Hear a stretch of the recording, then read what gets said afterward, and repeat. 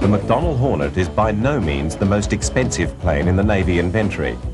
Rather, it represents an attempt to find a high-performance, value-for-money solution to two very different Navy requirements. The F-18 brilliantly succeeds in filling those needs. But, good as the design is, the plane almost never happened. Fighter design is as much a question of philosophy as it is technology, and Russian thinking had taken another tack entirely.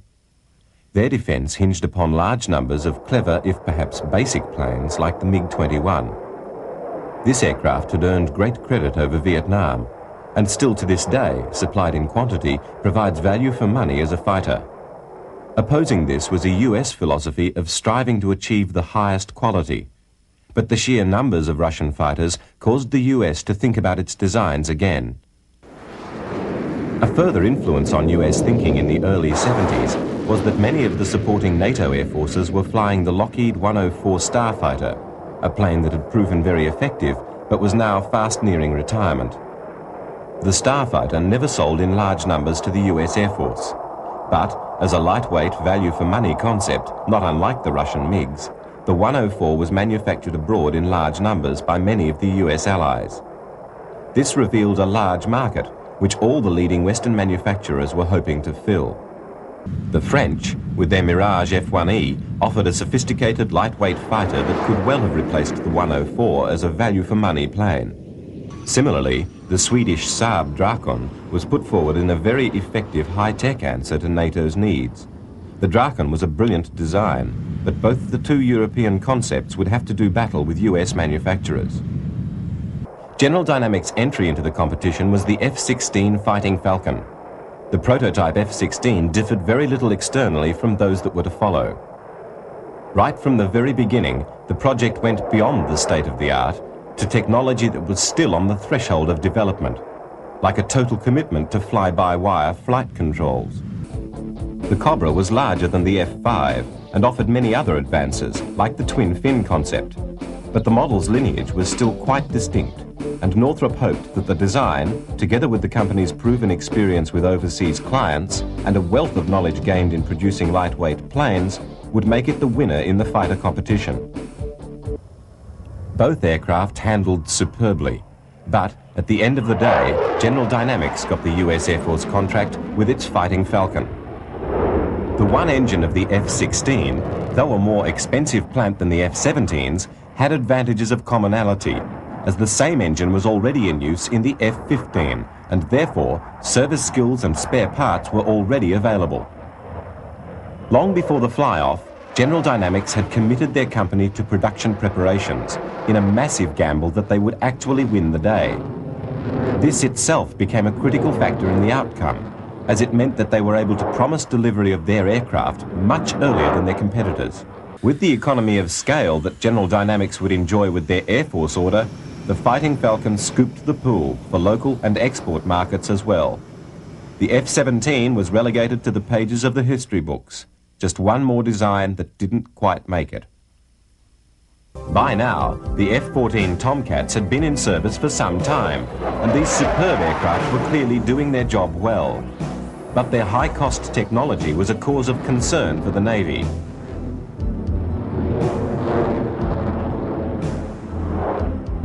Another problem the Navy had to contend with was that the A-7 Corsair II attack aircraft were nearing the end of their service life. In its time, this design had been very successful.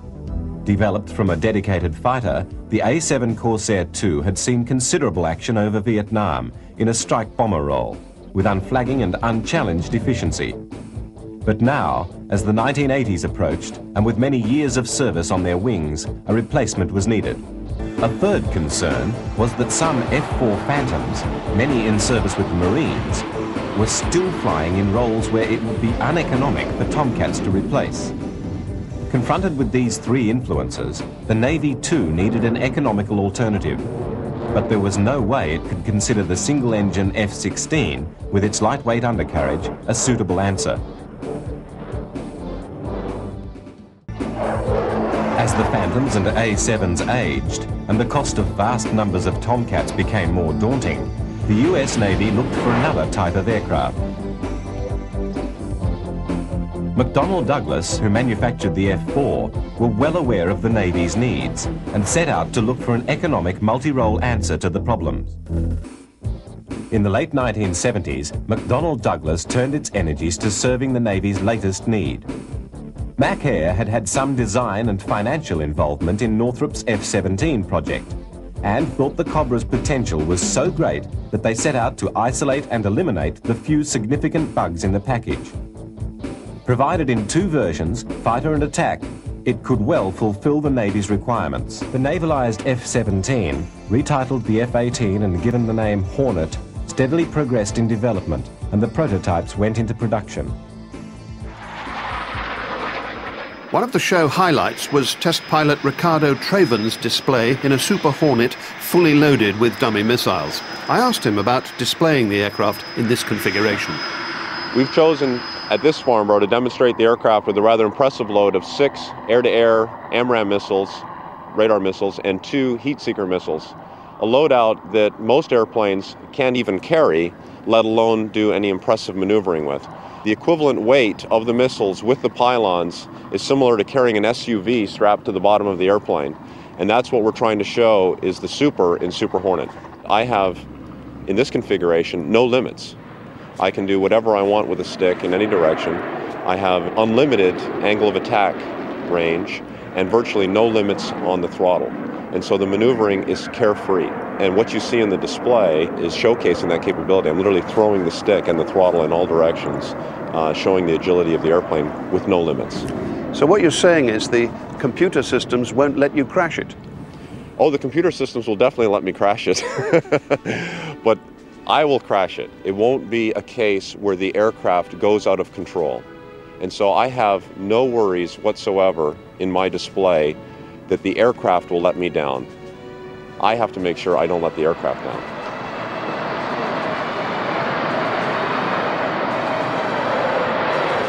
And the first startling thing about his display is the takeoff run. It's about 1,000 feet. Thrust into the air by 2 General Electric turbofans, more than 44,000 pounds of thrust in reheat.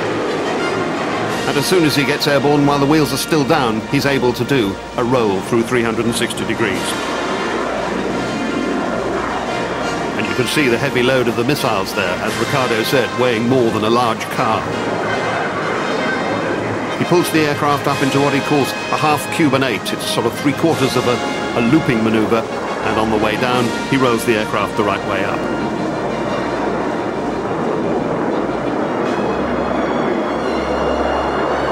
Now he does something that many aircraft can't do. He gives a very rapid pull-up. That's 9G, his body weighing more than 9 times its normal amount. But then, he pushes the nose down again. He calls this the turbo pitch down.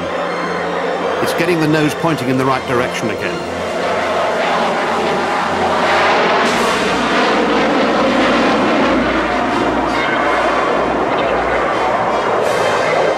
Lots of very high G turns here, putting himself under a lot of pressure, the aircraft as well, but demonstrating its extraordinary maneuverability.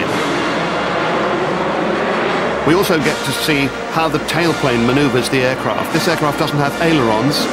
The tailplane works differentially, so as he goes into a bank here, you see the thing twist.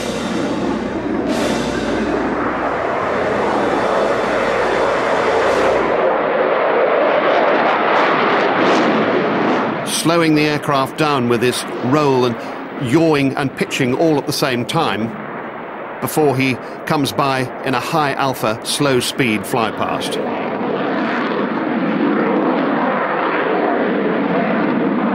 And in fact, this combination of Ricardo Traven and Boeing's F-18 Super Hornet won 3 prizes at an air show the week before Farnborough, the Royal International Air Tattoo.